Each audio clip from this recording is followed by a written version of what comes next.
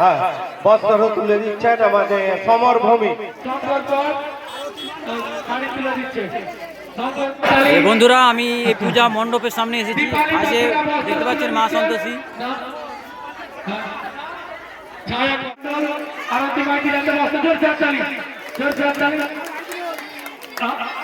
বস্ত্র বিতরণ হচ্ছে এখানে।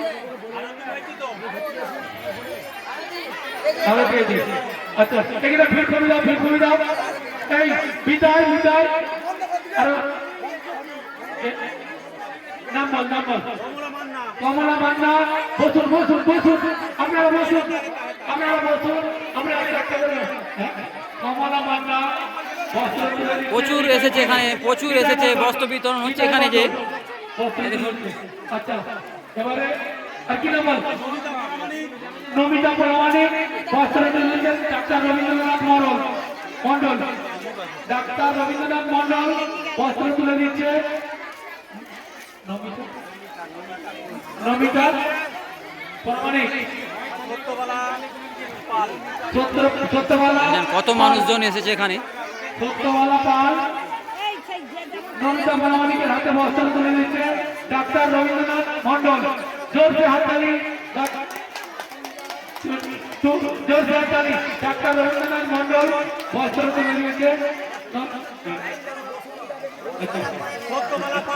সত্যবালা পাল। টুকুন যার হাতে আছে সে শাড়ি পাবে। ঘুরোঘুরি করার দরকার নেই, আপনারা বসবেন। সব এসেছে কাপড় আনতে। টুকুন দেয়া আছে, টুকুন ধরে ধরে নাম পড়ে দেওয়া হচ্ছে। শাড়ি, বস্ত্র বিতরণ। সত্যবালা পাল। সত্যবালা পাল কি নাম? সত্যবালা পাল। শঙ্কর পাল শাড়ি তুলে দিচ্ছে। শঙ্কর পাল। সত্যবালা পাল। চলো জোর চারটালি, জোর চারটালি। ঝড়ো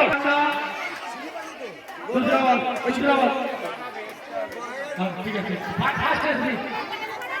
এখানে দেখেন কত মানুষ এসেছে। দেখেন প্রচুর দাঁড়িয়ে আছে, বসে আছে। আমি এই দিকটাও দেখাচ্ছি।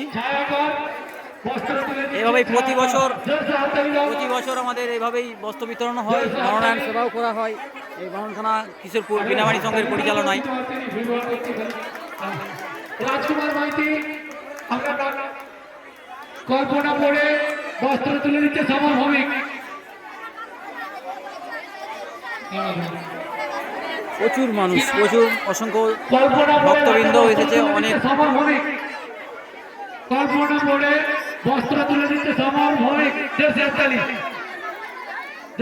দেখাচ্ছি আমাদের রাজকুমার মাইতি দারুণ আয়োজন। আজকে আমাদের শেষ, আজকে রাত্রিতে অনুষ্ঠানও আছে। রাজকুমার মাইতি যোজনা দিকে বস্ত্র যোজনা দিকে। বন্ধুরা, এইভাবেই প্রতি বছর বস্ত্র বিতরণ করা হয় এই বামনখানা ও কিশোরপুর বীণাবাণী সংঘ ক্লাবের পক্ষ থেকে।